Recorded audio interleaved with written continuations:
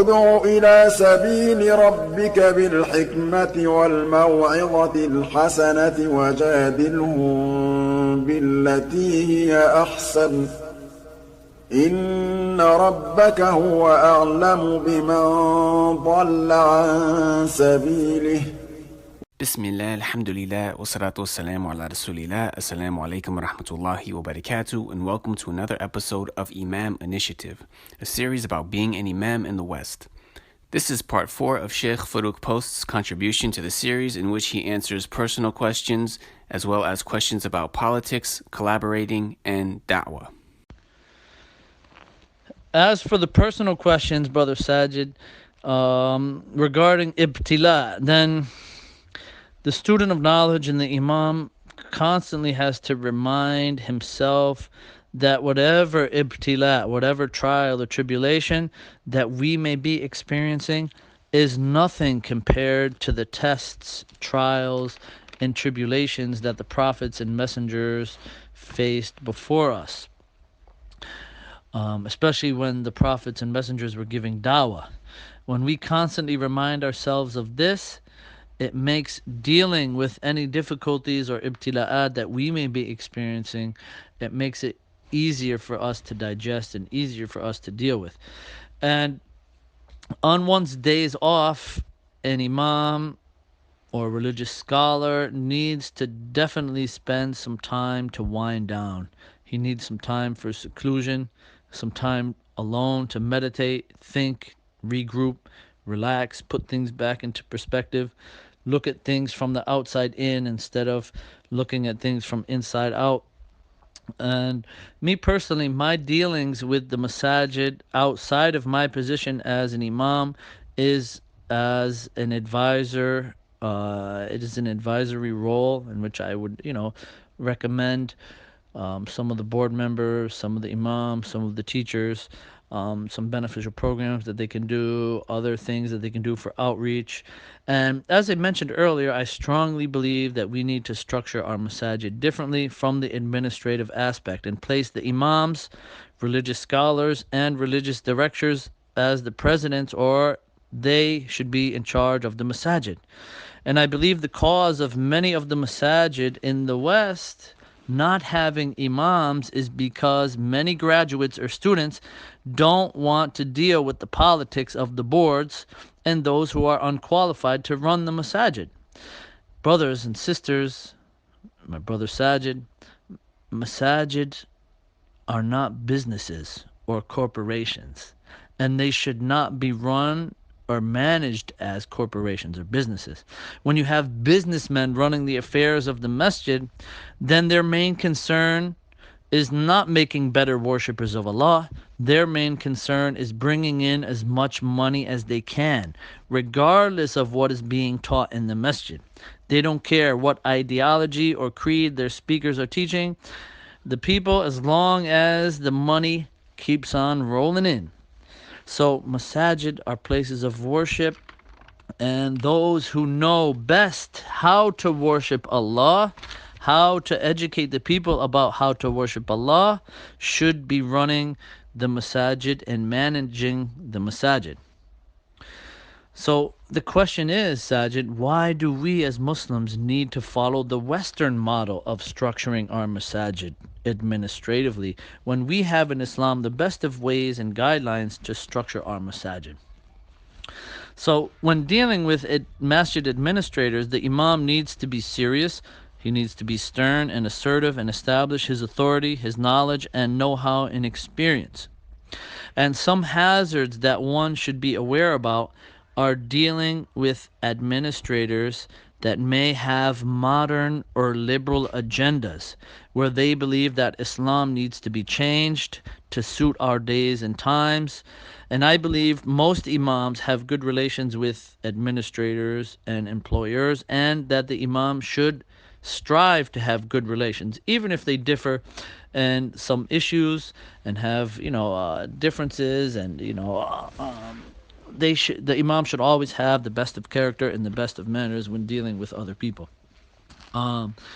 If the administration takes a stance on an issue against imam's advice, then the Imam should weigh out the pros and cons, the benefits and harms about how to deal with it, and make his choice. A lot of times it's not really big issues that in my experience, that the Imam and the administrative board may differ in. And moving on, I believe an Imam should familiarize himself with the local politics and what is happening. Familiarize himself. I'm not saying study it for hours and hours at hand. Familiarize yourself with the local politics, right? Know what's going on in your locality and what is happening in your area, and try to address these issues in their khutbahs, but maybe one sentence, two sentences, three sentences in the khutbahs, and tie them with lessons from the Quran and Sunnah, but only focusing on politics in the khutbah. To me, this is a waste of our congregants' time, and when the congregants come for Jummah, they need to be reminded about Allah subhanahu wa ta'ala, and hear some verses from Quran and hear some hadith about the Prophet Muhammad sallallahu alaihi wasallam. If they want to hear about politics or news, they can go home and turn on their TVs, or they can read the news feed on their smartphones. And me personally, I don't have an issue speaking about any of those issues you mentioned, polygyny or polygamy or jihad or transgenderism or homosexuality, but they need to be done with wisdom, and you need to know your audience, who you're speaking to. And that's very important. And I believe all people, regardless of their faith, should cooperate upon social issues to make our communities better, to make our communities drug-free, to make our communities crime-free, to make our communities free of sexually transmitted diseases, AIDS, all of these things. And I believe that Imams should invite all people interested to learn about Islam, invite all people to the Masjid to learn more about Islam and the Muslims and their practices, and to dispel doubts and misconceptions people may have about us. I believe Imams should be connected to the local mayors, governors, authorities, police. And me personally, I've never had anyone from the FBI approach me, and if they did, I would welcome them and show them what we do. This is what we do in the masjid. We pray 5 times a day. We read Quran. We make hajj. We fast. So a real Muslim has nothing to hide and nothing to fear, nothing to be afraid of, except Allah subhanahu wa ta'ala. But the Muslim who is not truly practicing his religion, who is deceiving, who is lying, who is cheating, then he would be the one who may be afraid or scared to meet with these types of individuals, such as the FBI or the authorities. Me personally, I've been interviewed by the local media in Maryland, and it's been great. It's been excellent. And my humble opinion is that we need more qualified students of knowledge to step up, to speak to the media, to do TV interviews, to do radio interviews, to write newspaper articles. Unfortunately, Sajid, many of our brothers upon the Sunnah are hesitant to do so. So what happens? So in their place, who do you find going to seize these opportunities to talk to the media and write articles in the newspaper? You find the liberal Muslims, the modern Muslims, or the progressive Muslims jumping on every opportunity they get, and they do not represent Islam correctly. So we should try to flood the newspapers and flood the TV stations with qualified students of knowledge upon the Sunnah who can speak about issues which need to be addressed here in the West. The Muslim, he should always consider making hijrah. The Muslim should always consider making hijrah to a place in which he can practice his Islam better, no matter where it is in the world. And moving on to the other questions, the advantages of attending Islamic conferences are many. From the greatest of these advantages is networking and building connections in the Muslim community. Me personally, I'm not a member of any of those organizations. Actually, I have founded an Islamic Dawah organization called Islamic Ministries and Community Development, based out of Hagerstown, Maryland. Our website is www.imacd.org. And we focus on giving dawah to non-Muslims, providing community services. We have a regular food pantry. We give out school bags to the kids in school. We give out regular dawah materials. We distribute and print dawah materials and small booklets. We send dawah materials and booklets to the brothers incarcerated. And we meet with the local media, the newspaper on a regular basis. So I would advise the students of knowledge to create your own venues, to create your own organizations to give dawah and convey your knowledge solely that you can control what you want to do, you can control what you want to say, and you can control what you want to teach. And me personally, I love to cooperate with all Imams in giving dawah to non-Muslims and working on establishing institutes and programs that benefit Islam and the Muslims here in the West, such as establishing a Muslim credit union, such as establishing endowment funds, such as establishing a Ministry of Islamic Affairs for each state, such as establishing Islamic tribunals and the such as establishing courthouses where Muslims can come and arbitrate their civil issues. And me personally, moving on to the other questions you asked, brother Sajid, I don't know if I've been declared as an innovator, a disbeliever, or the likes, nor do I care. Nor do I pay attention to any of what people are saying about me. Our prophets and messengers were called madmen. They were called crazy. They were called mad poets. They were called things which were similar, and they kept giving their dawah, and they kept conveying the message of Allah subhanahu wa ta'ala, and they kept their tawakkul and their dependence and reliance upon Allah subhanahu wa ta'ala and didn't pay attention to what people said. So I would remind and advise my brothers studying overseas right now to ignore these type of people. And these are the advice from our shuyukh. These are the advice from our scholars, Sheikh Fawzan, the Mufti of Saudi Arabia, Sheikh Wasi Allah Abbas, Sheikh Muhammad Ali Adam. Many of the scholars that I've met, they all advise us, don't busy yourselves with qila wa qal. Do not busy yourself with people who are talking about people. And I believe that the du'at need to start refuting the atheists. Yes, Sajid, I believe the du'at need to start refuting and rebutting if they want to focus on rebuttals and refutations and things like this, which I personally believe that they can busy themselves doing other things which are more beneficial to the masajid and more beneficial to the servants of Allah. But if they want to write refutations and rebuttals and things like this, why don't they write rebuttals about the Buddhists?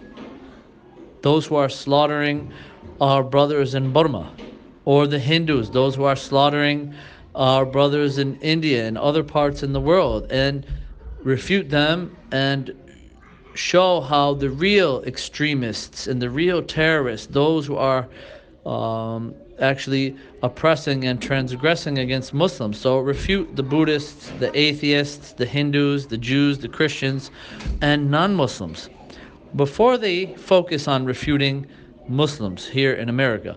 One thing that we need to be reminded about is that living in the West as Muslims, we're minorities. And Islamic unity is fundamental and extremely important. And at the same time, speaking and clarifying the truth is even more important.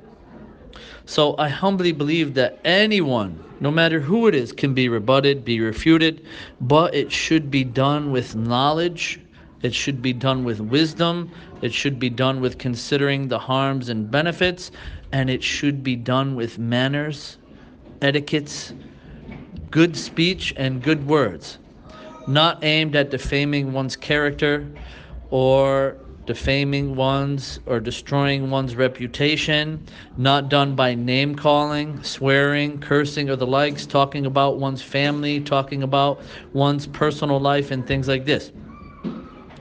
And moving on to the other questions you asked, Brother Sajid, interfaith, which me personally, I don't like the usage of that word just because it is confusing to many many people. But interfaith is of two types. One type of interfaith is that those participating in these type of gatherings and dialogues, they actually believe that they are all brothers in faith, and they all worship the same Lord, and they are all promised goodness and promised the paradise. And many of them abandon some of their beliefs or religious practices to appease to people of other faiths. This type of interfaith is extremely dangerous and completely false, in which the Imams and students of knowledge need to rebut and need to refute and need to not participate in. The other type of interfaith is the type of interfaith in which people of different faiths, holding on to their beliefs, holding on to their morals and principles and religious teachings, where they work together upon social issues without leaving or abandoning any aspects of their faith. So, for example, people of different faiths from the Jewish faith, the Christian faith, and the Muslim faith work together to try to stop the teaching of the evolution theory within the schools, or stop the propagation of the transgender agenda or homosexual agenda within the schools.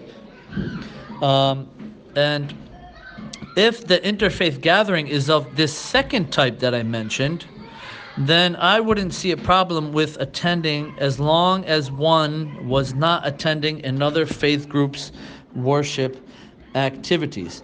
And me personally, I have been to many schools, universities, and hospitals to speak about Islam. We've actually had courses started in some of the universities in which we had the opportunity to teach people about the articles of faith and important practices in Islam. And I believe Imams should seize these opportunities whenever they are available. Moving on to the last set of questions you had, brother. May Allah bless you and reward you for this great initiative. Street Dawah. I believe personally that street Dawah is very beneficial in the sense that it makes the Muslims and their message of Islam visible to non-Muslims, and as well as Muslims. To the non-Muslims, it will give them an opportunity to ask Muslims questions and have many of their doubts and misconceptions removed. And at the same time, when Muslims see other Muslims in the street giving dawah, it will boost their morale and give Muslims who may be weak in iman or weak in faith, it will give them confidence in themselves and maybe actually want to join people in giving dawah and sharing the light of Islam. So I believe street dawah and having a visible presence within our communities is very important to us in America, especially considering the environment and the things going on now in America. I believe the reason why there is so much Islamophobia and hatred and bigotry and discrimination towards Muslims is because we haven't been doing enough dawah. We've been isolating ourselves from the greater community, okay, and just isolating ourselves in our Muslim community, and we don't want to interact with non-Muslims. So I believe the actual reason behind why there is so much of this, anti-Islamic,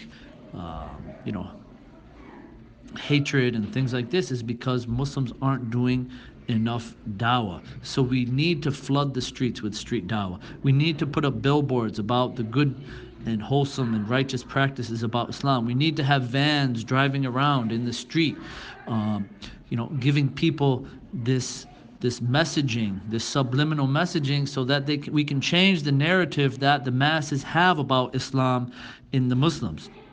And I believe the Imam or Da'i should participate in street dawah occasionally to show his team, his dawah team or his crew, how to give dawah and how to interact with the people. I mean, the Prophet Muhammad sallallahu alaihi wasallam, he gave dawah in Mecca.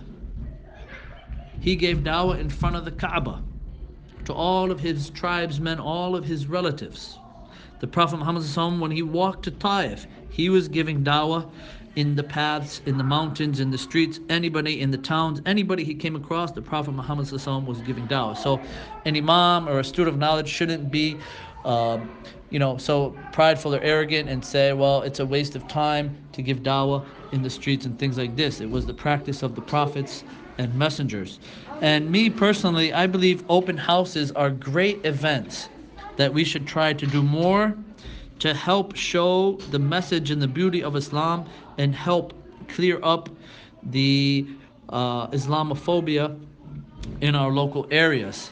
So with that, inshallah, I hope that whatever we shared with you today, my brother Sajid and all of the other brothers or sisters who may be listening, I hope that what we shared with you all is beneficial, and may Allah subhanahu wa ta'ala accept it from us and from you, and may Allah subhanahu wa ta'ala place it upon your scale of good deeds on the day of resurrection. Jazakallah khair wa barakallahu feek, my brother. May Allah bless you and reward you. Assalamu alaikum wa rahmatullahi wa barakatuh.